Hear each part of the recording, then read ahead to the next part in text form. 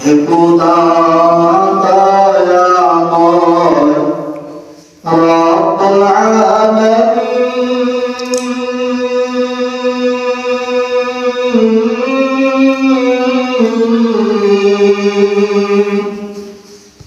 জীবনে মরণে ভয় কি হবে সেদিন হে খোদা ধরাতে আসিয়া আজি বড় সহায়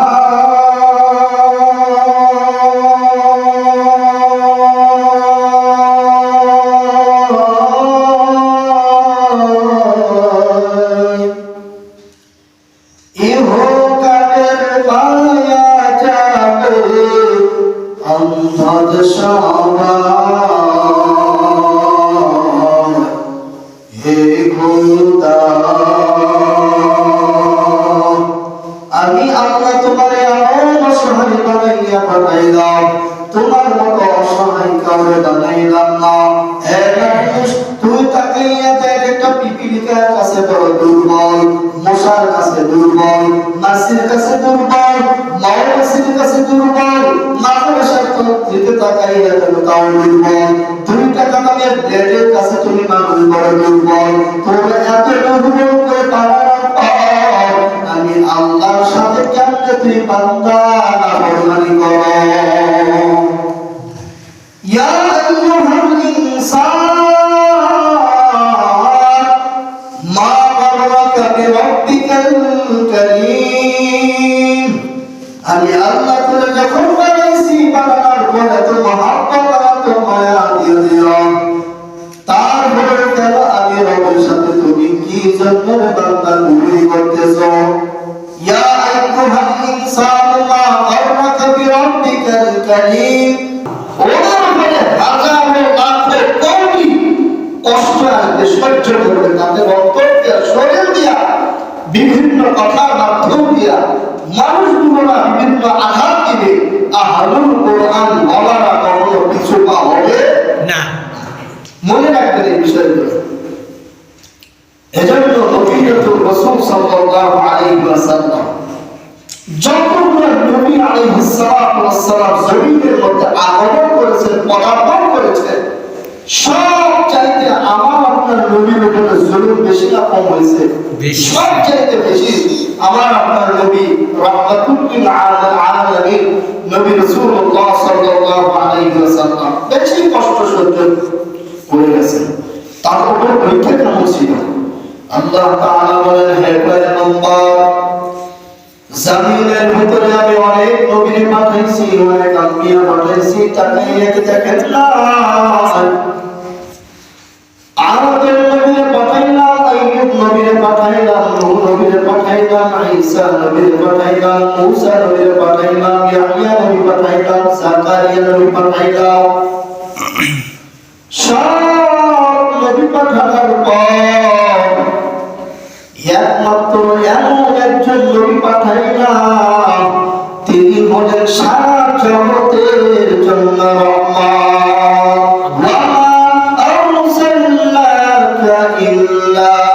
ইল্লা রাহমাতাল লিল আলামিন।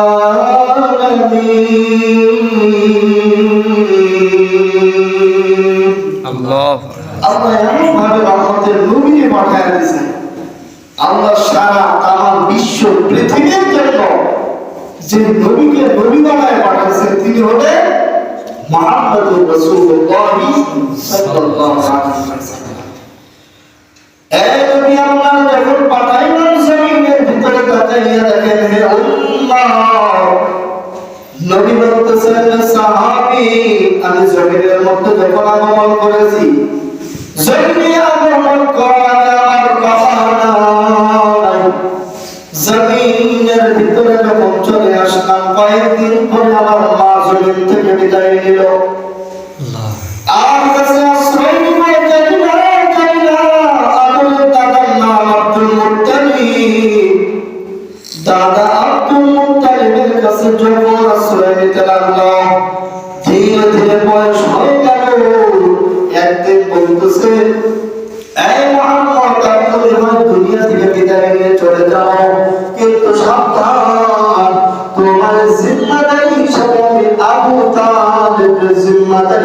গেলাম।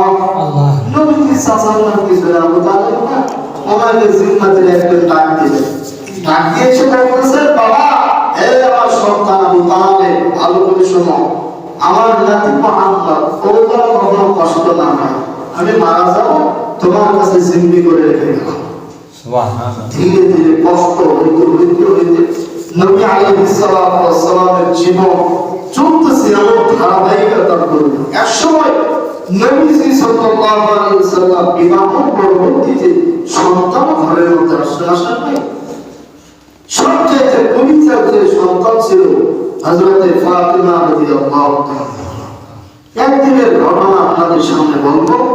হযরত ফাতিমা রাদিয়াল্লাহু তাআলা কেমন কষ্টের মধ্যে ছিলেন, আর আমরা কি কষ্ট সহ্য করি, কিছুই তো না তাদের তুলনায়। রহমতের নবী মুহাম্মদুর রাসূলুল্লাহ সাল্লাল্লাহু আলাইহি ওয়াসাল্লাম দ্বীনের দাওয়াতের জন্য একদিন ফজরের নামাজের পরে যখন মদিনার মধ্যে ঘোরাঘুরি করতেছে, এক সময় ফাতিমা রাদিয়াল্লাহু তাআলা আনহার বাড়ির কাছে গিয়ে যখন দাঁড়াইলেন, নবীজি মনে মনে চিন্তা করতেছেন, কয়েকদিন হয়ে গেল আমি ফাতিমার সাথে দেখা সাক্ষাৎ কিছুই করি না, আমার নাতিদের সঙ্গে সাক্ষাৎ হয় না। নবীজি এবার আম্মা জান ফাতিমা রাদিয়াল্লাহু তাআলা আনহার বাড়ির দরজায় গিয়ে ডাক দিলেন, এই মা ফাতিমা, ঘরে আসলে দরজা খুলে দাও। আম্মা জান ফাতিমা রাদিয়াল্লাহু তাআলা আনহা বাবার কণ্ঠে আওয়াজ দেওয়ার পরে দরজা খুলে না, ভিতর থেকে গুনগুন করে কান্নার আওয়াজ দেয়। এরপর নবী দ্বিতীয়বার ডাক দিয়ে বলতেছেন, ফাতিমা, কি হয়েছে, দরজা কেন খোলো না?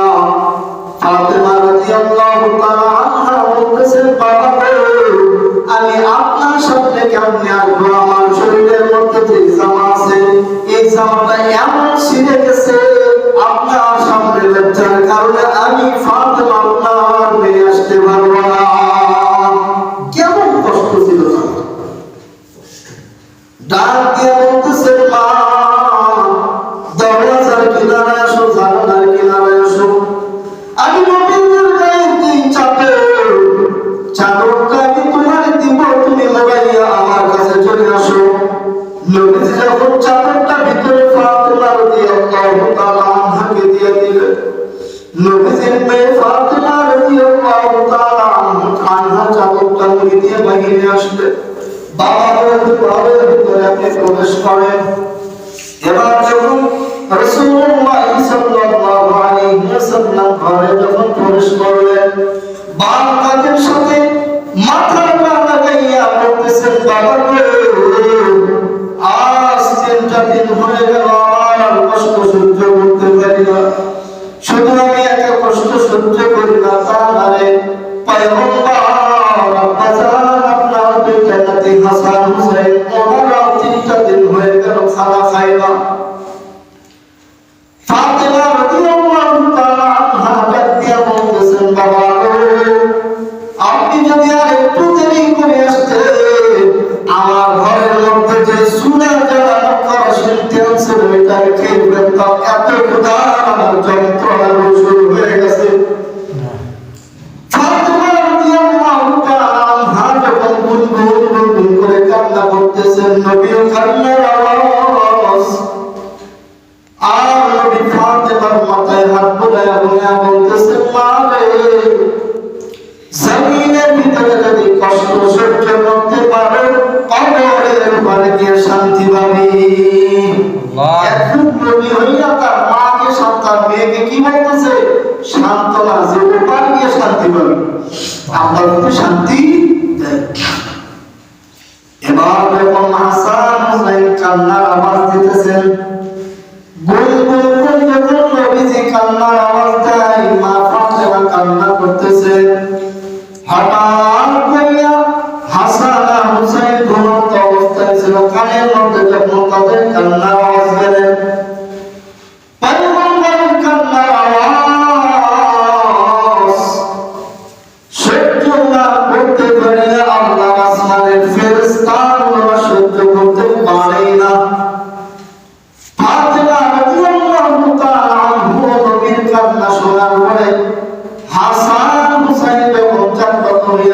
কাছে চলে এসে বলতেছেন, না যাও, 3টা দিন হয়ে গেল আমার ঘরের মধ্যে আমাদের খাওয়া দাওয়া করে নাই।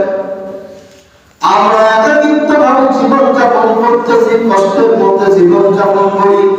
না না আপনার মদিনার মানুষেরা সুন্দর সুন্দর খানা দেয়, ওই খানা খাইয়া খাইয়া আপনার জীবন চলতেছে। কত আরামের খানা খাওয়া। নবীজি বলতেছেন, নাতি রে, আমি কেমন সুন্দর খানা খাই দেখতে তোরা। এবার নবীজিকে যখন বলতেছে, আমি তো আপনার খানা কি পরিমাণ খানা আমি দেখাইতে চাই। নবীজি যখন চাদরটা উঠাইয়া, গায়ের জামা উঠাইয়া, তখন নাতিদেরকে দেখাইতেছেন পেটের ভিতরে 3টা পাথর বাঁধা রেখেছে। নাতিরা যে বলতেছেন, পয়গম্বর নামাজ 3টা পাথর আমি তো আগের জীবনে দেখি নাই। কোন মানুষ পেটের মধ্যে পাথর বাঁধে, কিন্তু আপনার পেটের মধ্যে পাথর কেন? নবী ডাক দিয়া বলে, নাতি আমার, আজকে আমার 7টা দিন হয়ে গেল ঘরে খানা নাই, চুলা নাই, যার কারণে আমি পয়গম্বর ক্ষুধার কারণে সহ্য করিয়া না পারি।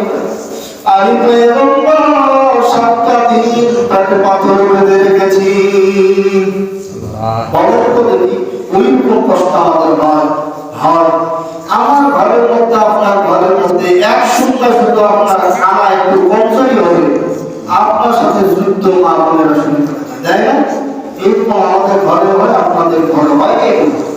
এজন্য রাসূলুল্লাহ সাল্লাল্লাহু আলাইহি ওয়াসাল্লাম তিনি পুরো জগতের জন্য রহমত।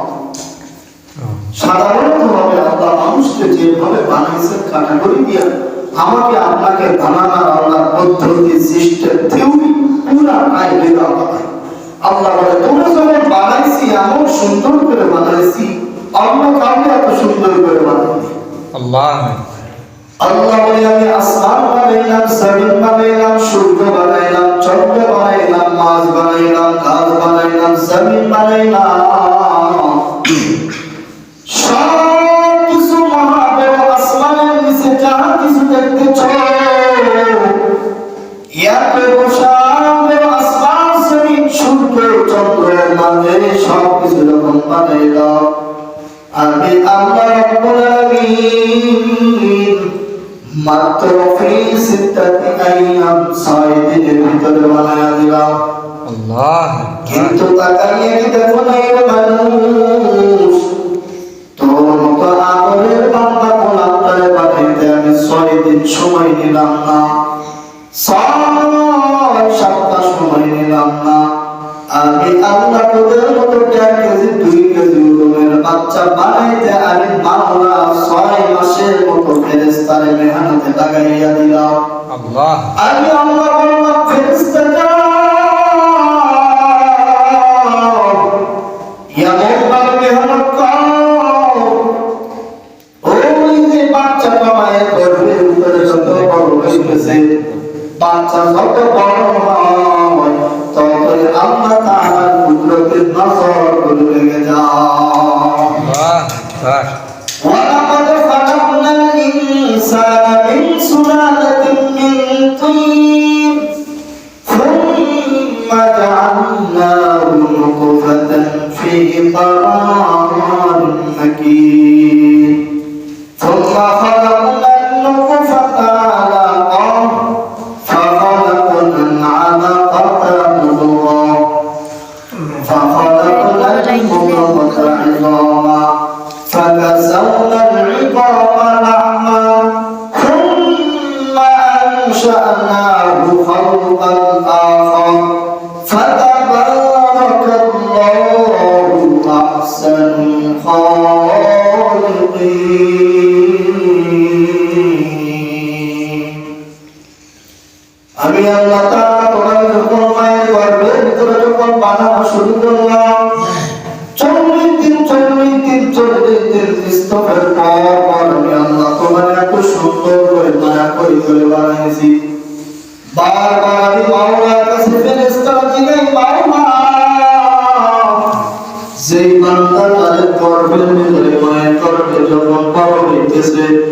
ওই সন্তানটার হাত দিবনি, কান দিবনি, চক্ষু দিবনি, ওই সন্তানটার বিভিন্ন অঙ্গ প্রত্যঙ্গ দিব না।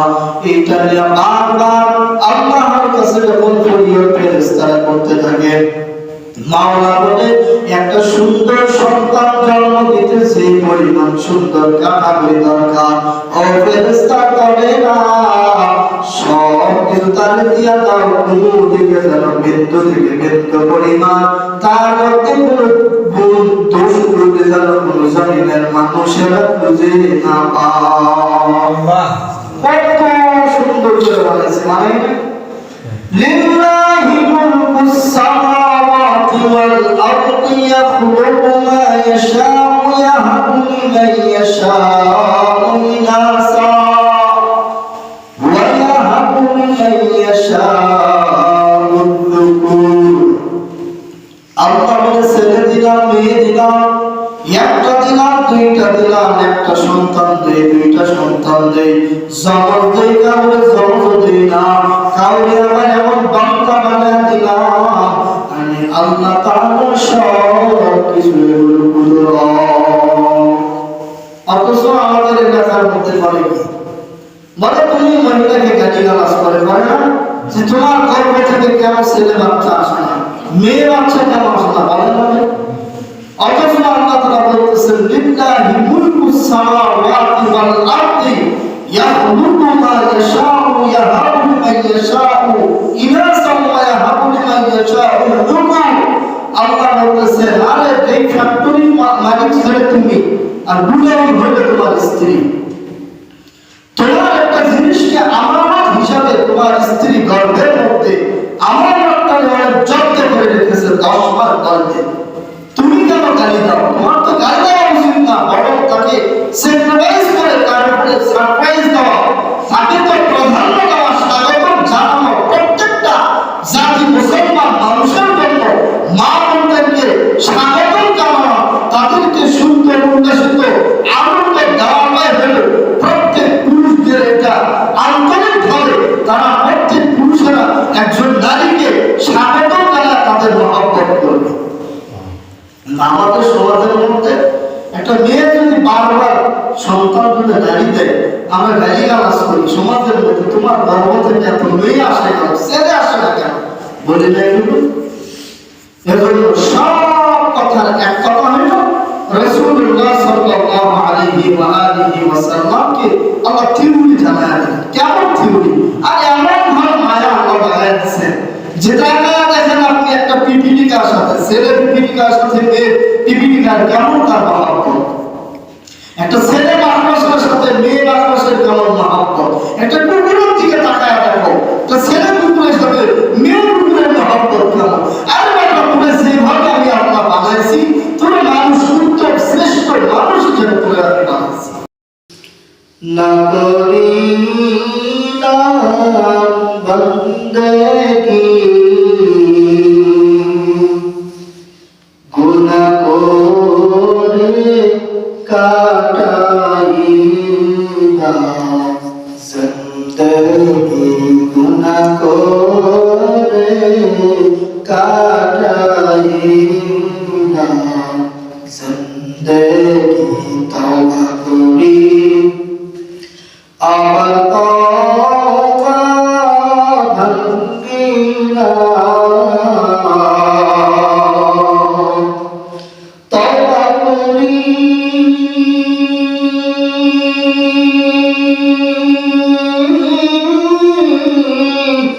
আমার তওবা ভাঙ্গি না,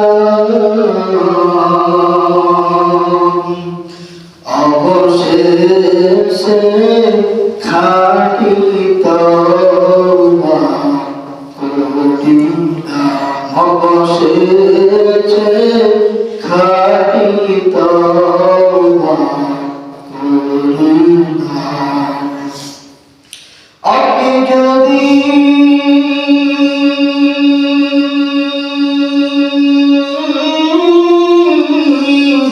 মাফ না করেন বান্দারে, আপনি যদি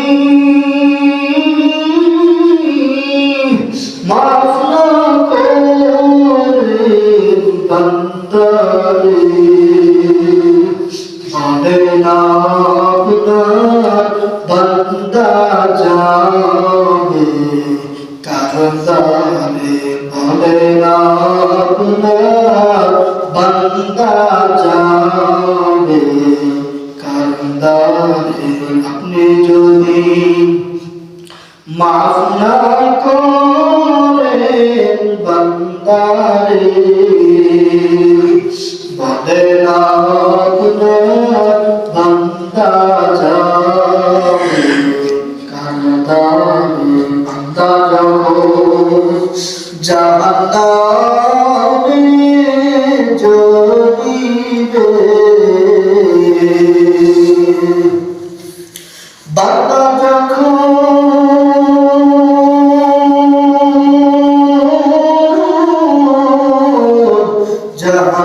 জাহান্নামে জ্বলিবে, আপনি মাওলা কেমনে শোষ করিবেন, আপনি মাওলা কেমনে শোষ